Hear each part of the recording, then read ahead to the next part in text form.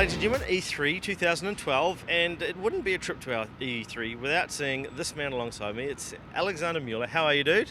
I'm good. What about yourself? I'm fantastic, man. It's a beautiful sunny day here in Los Angeles, and E3 is off with a hiss and a roar. How's it been for you so far? It's good. I arrived yesterday, quite late actually. It was a 24 hours trip for me. But I gotta say, I got 6.5 hours of good sleep, and I'm ready to rock and roll. Oh, look at you, look at you. And in terms of E3 so far, what have you seen in terms of games that you like and don't like? I was particularly watching 2 games. Wanted to see how they perform, what you can do around those. One of them is NBA Baller Beats or Beats Ballers. I don't know. Quite nice approach, I'd say. They use Xbox Kinect, and you really have to, play with the ball and do real stuff. Probably a Guitar Hero version of balling. Yeah. And I could see this in a couple of nice promotion stuff. I also checked out an FPS, which is free to play. It's going to hit beta in the next couple of days, and I think it's going to be out in August or something. It's not Shoot Mania, is it? No, it's not. It's He's not giving me any clues. No, of course not. But I'll let you know, and then you can tweet it out, right? Yeah, exactly. Let's no, not at all. But let's talk about Shoot Mania for a second. What do you think about it? I mean, Tribes has just come out, and I'll give you my opinion first. I think it's Tribes with a little bit of faster action, and the only reason it's faster is because of the shorter health bars, I suppose you could probably say. What are your thoughts on it? What did you reckon of it when you saw it yesterday? Pretty much exactly what you just said. I mean, it's not much to add, right? If you go to a show like that, or if you check out a new game, then you want something new to happen. You want to have the feeling that, okay, there is a real change here, and it's simply not that. No, fair enough. Now, let's move on in terms of FPS. Counter-Strike, Global Offensive. Release date finally told to everybody. Real cheap. What are your thoughts so far? What do you think of the game, and in terms of team, how is that looking for SK? Well, we are in a good spot, I'd say. We played the first international tournament with a couple of good teams, a couple of good Counter-Strike Source teams, which prepared only for CSGO. And then we also had probably the best 1.6 teams competing, and they were focused on the 1.6 competition at Copenhagen Games. Our team was able to pull it off. Yes. So I would say the 5 guys we have on our roster are probably the 5 guys that will play CSGO if it becomes the title. Right. We all think it should.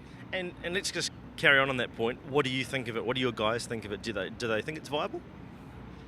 It is. It has potential, but it still needs a lot of shaping. I mean, if you look at it from the real angle, 1.6 has been around for such a long time, right? And this game is pretty amazing when it comes down to esports.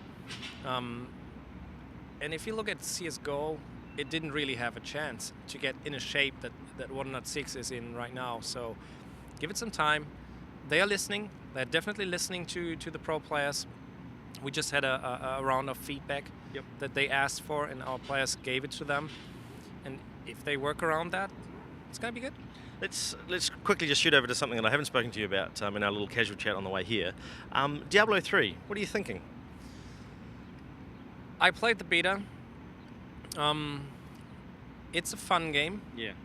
But it's not like World of Warcraft. In the beginning, I think even last year, we were discussing Diablo 3 already. Yes, where we were.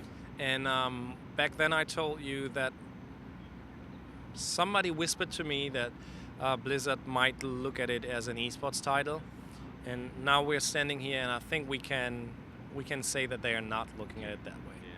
So it's an interesting game to waste some time on. But other than that, it's not of real interest for us in esports so far.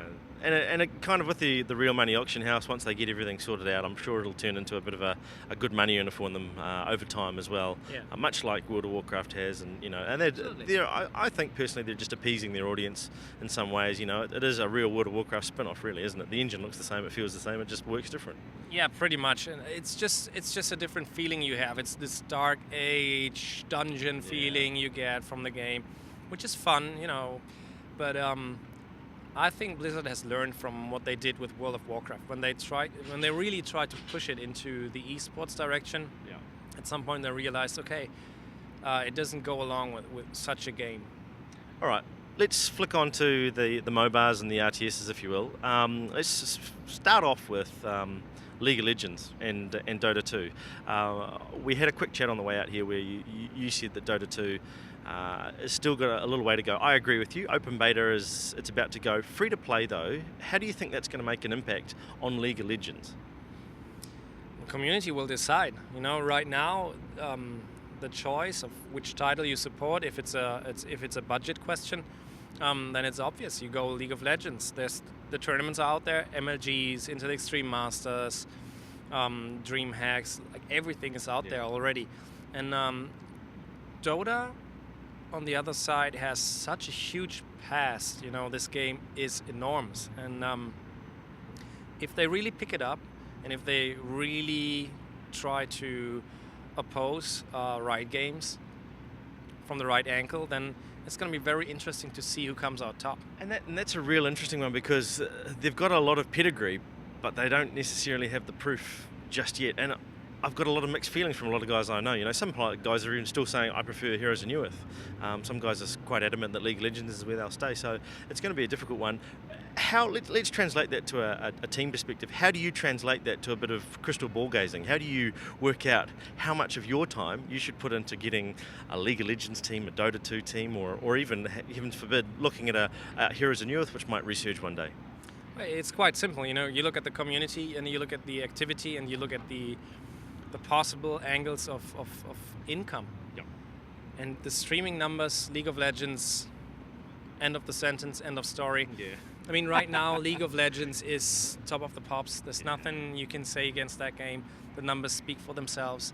And if others work really hard, they can compete. If they don't, then they won't. As simple as that.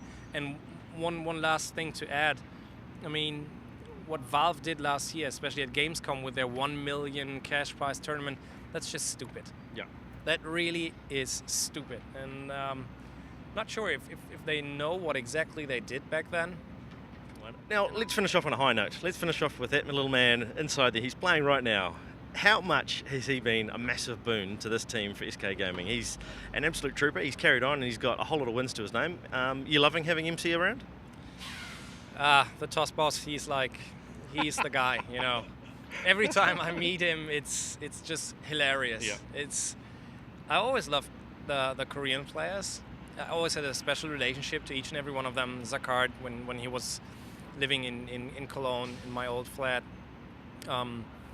After that, Lun, you know, when he had problems bringing that huge sword home from BlizzCons. So it was always a lot of fun, and MC, he nails it. You know, Yeah. Whenever you see him on stream doing his show, it's like, okay, no, he didn't just, yeah, he did. He actually did. And then he's also the kind of guy, I mean, just look at the money ranking. Yeah. He's on top of it. There's a reason for it. So not only is he funny, not only is he marketable, not only is he someone that I would like to identify SK with, or him identify with SK, but he's also extremely successful. Yeah. And therefore, I mean, we only have one StarCraft 2 player. All the other teams have way more than we have. And if you look at the titles, we won, the others won. I think we just made the right move, and he's the right guy. I love him. Yeah, absolutely. Couldn't agree with you more. And there's plenty of players or guys back at home in New Zealand that and Australia, of course, that are very much of the same milk as you. Like, I guess, dude, thank you very much for your time. As always, it's a pleasure to catch up. A pleasure to get you on camera for a few minutes. And have you got any final words or anything else that you'd like to throw out there for all and sundry? Well, I mean, keep on fighting down under. Keep on bringing up teams that challenge the rest of the world. That's what we need. So play, and play. Ladies and gentlemen, this is Alexander Muller. He is the Managing Director for SK Gaming, and he's a legend. We'll catch you soon.